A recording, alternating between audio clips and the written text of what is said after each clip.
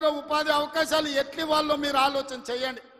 వాళ్ళ నిరుద్యోగులుగా రోడ్ల మీద వదిలేద్దామా, ఆవారగాళ్ళు అయిపోయి తల్లిదండ్రులకు భారమై గంజాయి డ్రగ్స్కు బానిసలను చేద్దామా? ఈ తెలంగాణ సమాజ యువతను మీరు ఒక్కసారి ఆలోచన చెయ్యండి. ఆ భూమి నేను తీసుకుపోను, శ్రీధర్ బాబు గారు తీసుకుపోరు, ఉత్తమ్ కుమార్ రెడ్డి గారు అసలే తీసుకుపోరు.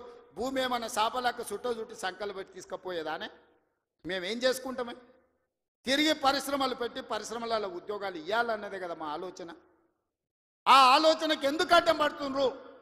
10 ఏళ్ళు మేము సరైన నష్టపరిహారం ఇవ్వండి, భూసేకరణ చేయండి అని మేము సహకరించిన ప్రతిపక్షంలో ఉండి నీకు ఆ కనీస పరిజ్ఞానం కానీ జ్ఞానం కానీ ఎందుకు లేదు చంద్రశేఖరరావు గారు అని నేను అడుగుతున్నా. ఉద్యమకారునంటో 80,000 పుస్తకాలు చదివినోన్నంటో అపర మేధావినంటో ప్రపంచంలో నీ అంత మేధావి లేడు, పోటీ పెడితే 1 నుంచి 100 వరకు నీకే ర్యాంక్ వస్తుంది అంటో ఇంత చిన్న లాజిక్ మిస్ అయినవా చంద్రశేఖరరావు? భూమి సేకరించకుండా పరిశ్రమలు నెలకొల్పలేమని నా నియోజకవర్గం మీద ఎందుకు కక్ష కట్టినవని నేను అడుగుతున్నా. నేనేమో 1,00,000 ఎకరాలు సేకరించలే, 4 గ్రామాలలో కలిసి 1,100 ఎకరాలు నేను భూమి తీసుకుందామన్నది. ఇదో ప్రపంచ సమస్య అయింది. ఇంకా నేను ఢిల్లీ అయిపోయింది, ఇప్పుడు చంద్రమండలం పోతాడంట ఆయన. చంద్రమండలం పోయి ఆడ కూడా ఫిర్యాదు చేస్తాడంట.